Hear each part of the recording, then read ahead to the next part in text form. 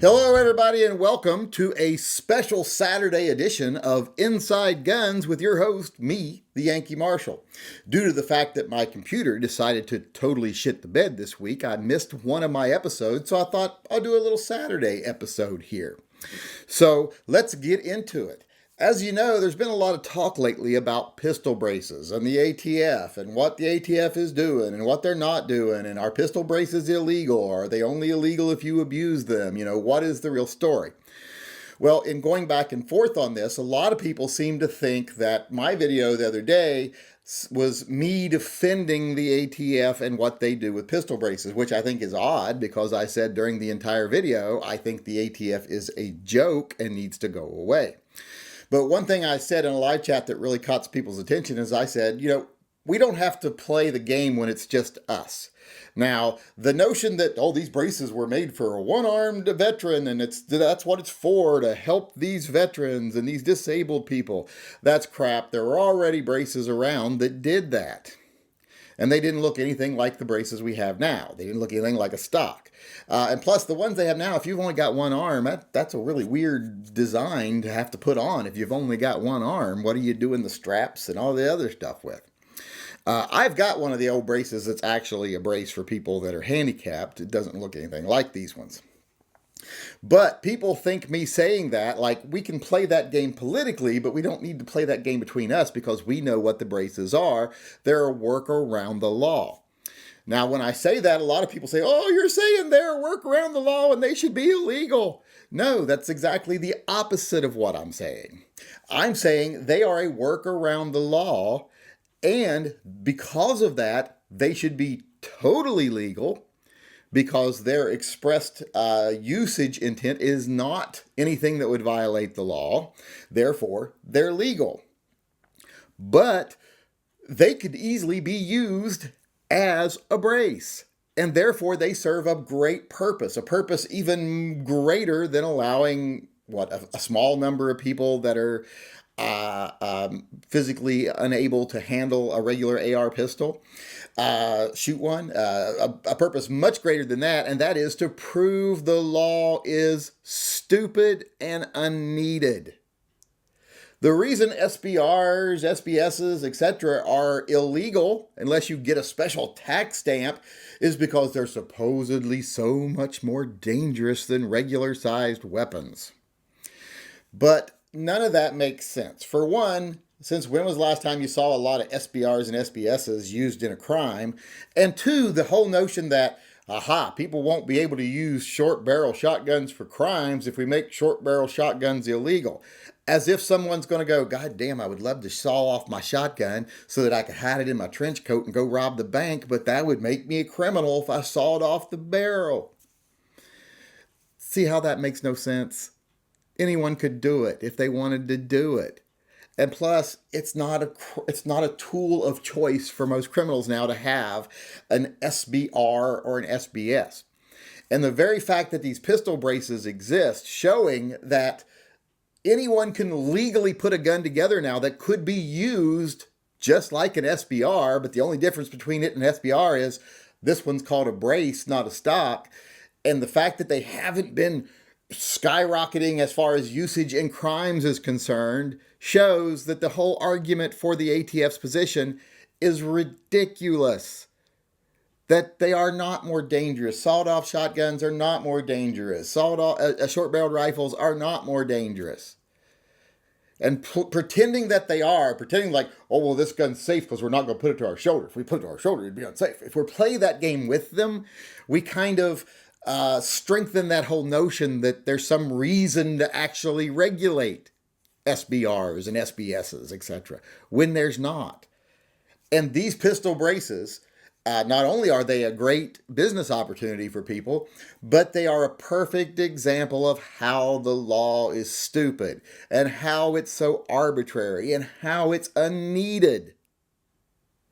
If you look at most violent deaths in this country that involve a firearm, it's not usually a rifle of any type, not usually a shotgun of any type, especially unintentional injuries to oneself. It's not usually rifles or shotguns or anything like that.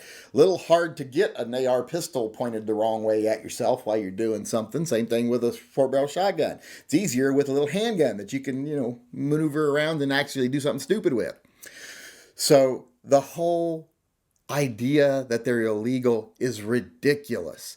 And something like these braces, even though they are clearly a work around the law, saying that they're a work around the law is not in any way attacking the braces. It's attacking the law. It's pointing out that the law is stupid. Pistol braces should be able to just be stocks. Period. Because what difference does it make? None. It's just an infringement on our rights and a revenue source for the government. It's just the government saying that it's basically a poll tax, but instead of being on your voting rights, instead of this being, the 14th Amendment issue, it's a Second Amendment issue. They're putting a poll tax on the Second Amendment, basically, because they're saying, yeah, you can have these things if you can afford this extra cost. That way, Billy Bob in the trailer park won't be getting one, or Jethro in the wood shed out in the country, he won't be able to afford that extra $200 to alter the shotgun he already that his grandpappy gave him. That's what it's about. It's about controlling the undesirables. It's saying, Stephen the gangbanger in Detroit, and you notice how I had to say Stephen, because if I said something like Luther or something, it'd be racist. That's silly too. But let's just call him Luther. You don't even know if he's black or white. You might be racist for assuming he's fucking black. A lot of white people in Detroit. So let's say Luther in Detroit won't be able to afford the extra $200, to put a stock on a short barrel pistol so that he's got the ultimate killing machine, I guess. I don't know what they even think about them that makes them so scary. I guess that they're easier to conceal. But how often are people concealing long guns to go in and do something illegal? Just doesn't make sense. None of it makes sense. It's all garbage from the beginning. The ATF needs to go away. That's one of the things we need to start doing this year, is take a proactive approach to disassembling the ATF and the NFA. Those should be our main targets this year. We're winning a lot of stuff in the court as far as constitutional infringements are concerned. As far as like magazines and carry rights, etc. We've had a huge string of wins in the courts, and I think that's going to continue through 2021. In fact, I think it might even get stronger. So what we need to be centering our attention on is doing stuff to dismantle the ATF and the NFA. That should be our main goal this year. Don't be worrying about little side things, because they don't think they're not manipulating you. The people on the left are very much saying, hey, well, let's send out this letter about stuff we've already been doing at the ATF, and that'll make all the little, drama queens that swarm around this stuff and feed off of it. They'll get everybody all riled up, and they'll do something stupid like show up en masse at the Capitol building waving ARs in politicians' faces, threatening to kidnap governors and all that other stuff. They'll get angry, and they won't have any other way to act out other than to do something stupid because they didn't think it through, and everyone just fanned their fears and their anger all the time. And that happens. They're manipulating you. And unfortunately, so many people on YouTube, their bottom line dollar intake depends on them going along with it, just like the NRA went along with it for years. Oh, yeah, that'll take away some people's rights, but it'll make us a lot of money. So won't you all do this? And then we'll go, oh my God, about it. And then they'll give us a lot of money. And then you all can do something else behind the scenes that's actually more to your all's liking. And we'll say, look, we stopped them from making green guns illegal. Because that's what they'll do. They're like, we're going to legalize green guns. And the NRA will be like, oh my God, green guns.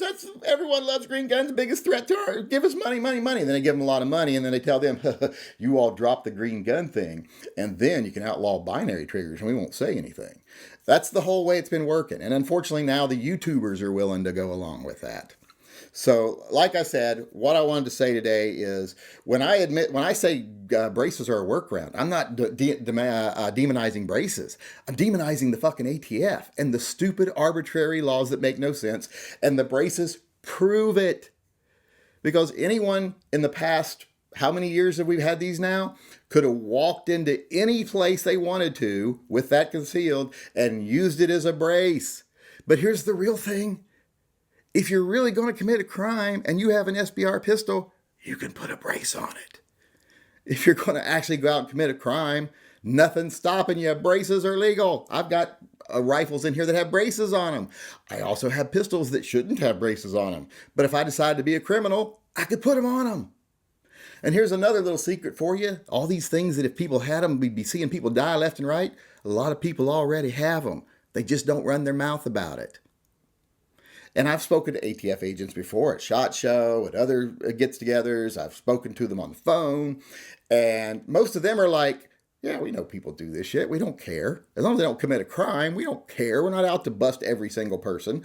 So there's the reality of it. One, anybody can put a real stock on a pistol anytime they want if they're going to commit a crime with it. Some people put stocks on them and just don't tell anybody, and they have them there for an emergency. Other people make big deals about it because they want to make money and draw attention to it. But it's just all a game. It's a fucking game. People have them. People can make them. People can misuse the braces if they wanted to. They don't. So that just shows you the law itself is not needed. The tax stamp is not needed. It's just ridiculous. So when we point out that these are, like I said, a work around the law, we're showing that even when you get around the law, bad things don't happen. And that people have been getting around the law for a long time and no one really cares because they know bad things aren't going to happen. But now, unfortunately, there is a whole new culture, not just the NRA, an internet culture of people who make a living off of distracting you with stuff or making you think things that aren't true are true or make you feel threatened and scared when you don't have any reason to feel threatened and scared. They have a vested interest in doing that because it feeds their family, it buys their sports cars, it keeps their businesses afloat, it pays for their wives to have massages and manicures 3 times a week, And these are all real things I'm talking about here from some of the gun channels. It buys them bigger houses and fancier cars and props their business up and all this other stuff. They run fake charities to fund their business, saying that, oh, you're giving to a charity by giving me money to perform a service I perform that I would perform for cash anyway. Well, that's not a charity. If you're a veteran and if you're a veterinarian and you're bringing in money to take care of animals, but you're paying yourself, that's not a charity. That's just asking other people to pay other people's bills to you. That's one of the reasons I don't like certain channels. But it's all just garbage. The ATF needs to go away. This is all just make-believe. It's all smoke and mirrors. It's all a money-making scheme. We need to focus on the real things. We need to get rid of the ATF. We need to get rid of the NFA. And every time they take a ridiculous step towards something like bump stocks or I think they've already declared the bump stock ban was illegal, and braces, it just is more ammunition on our side to show, hey, look, this is so ridiculous. And it didn't make a difference. Even if people misused it, didn't make a difference. Didn't make anyone less safe.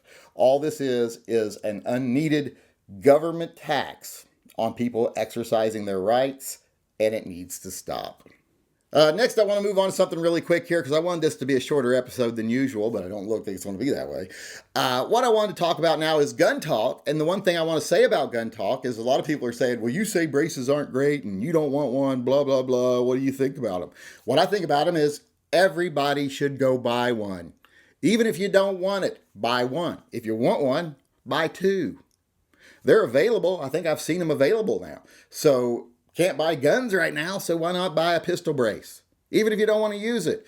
Because the more of them that are out there, the more of a position we have to say, look at how many people have these, and no one's misusing them. No one's robbing banks with them. No one's going after school children with them. No one's doing anything wrong with them. They're only a positive. They make people more accurate with their pistols, less problem with for a mistake. They help handicapped people handle the guns, and so many people have them. So that's what I would want to encourage people now, is go buy a pistol brace. I don't usually do this. I don't usually tell people to buy something. But if we want to work towards getting rid of the ATF and getting rid of the NFA, we have to be able to show in court that these laws are stupid. If we can say, look, 10 million people own pistol braces. They haven't committed any crimes with them. 20 million people own pistol braces. they haven't committed any crimes with them. So if you can afford it and you want one, like I said, go buy two. If you don't even want one, buy one. Here's a little secret for you. You buy one and then you'll start looking for, well, I don't have a gun to put this on. I know what gun I want now. For those of you that out there might be in kind of a gun malaise, not knowing what to get, having a nice accessory laying around sometimes spurs you into getting something you didn't even know you wanted. So for as far as my message to people out there right now about the pistol braces, well, you heard what I think of them politically. And here's what I think of them as far as a product. Go buy one, because the more of us that have them, the bigger a case we will have against the ATF when all this stuff finally hits the courts, like the bump stock stuff and everything else. So let's go out there, spend our monies in a way we enjoy buying a product, and in the end, it'll be good for our rights when we finally get to court. All right, I want to end real quickly today with our EDC of the day, our viewer EDC, our concealed carrier of the day. And today we have Jesse M. It's odd that his name is Jesse, because I've never seen anyone named Jesse not wearing overalls. But this Jesse actually has some taste, because he is carrying a Chiappa Rhino 30DS. At least I assume that's a 30DS. If it's a 30DSX, I'm going to come fucking kick his ass, because I still don't have one yet, and I was supposed to be one of the top ones on the freaking list to get him, and I see other people getting them, and I ain't got one yet. But that's a different story. But like I say, he is carrying a Chiappa Rhino 30DS. Sometimes he carries it inside waistband, sometimes he carries it outside waistband. Either way, at least he's color coordinated. Look, tan holster, tan belt. This guy's got it together. Apparently not completely got it together, though, because as you can see in the one pic, that dog has kind of got a look on his face like, keep me out of this. And I think it's because even though he can afford a really nice gun and color-coordinated accessories, he can't afford picture frames. So I don't know what's going on there. I guess priorities went out in the end. But there you go. There's our concealed carrier of the day, Jesse M, with his Chiappa Rhino, better be a 30DS period, in his inside waistband and outside waistband Kydex holster. All right, there we have it for a special Saturday edition of Inside Guns with your host, me, the Yankee Marshal. One last thing, as I always do at the end of the show, I want to remind everyone this channel is 100% viewer funded. I don't feed off other people's fear to get promotion deals and discount codes or sponsorship or advertising, blah, blah, blah. You pay for every penny of everything we do, which the money you do give me goes to what I consider to be good causes, like Pets for Vets and the TYM Triple P, projects that put guns in the hands of people who couldn't otherwise afford it, projects that help veterans with PTSD, who help neglected animals. So when you fund the channel, that's what you're funding, and you're funding me being able to sit here and piss people off. So if you want to become a patron, please become one. Go over to patreon.com/the Yankee Marshal. There's a link in the upper corner of this video. Become a patron. And if you want to get one of the patches that are available now, the silver patch, the gold patch, the K9 pin, any of those other things, you have to sign up in December. They will not be available as of January. It'll be all new products over there, all new rewards over there. So go over now and join if you want to. And with that being said, I'll sign off as always by saying, as far as the state of the world today, it is what it is. But what it will be in the future, if we continue to do the right thing, keep a level head, and fight the fights we need to fight, what things will be in the future is a lot better.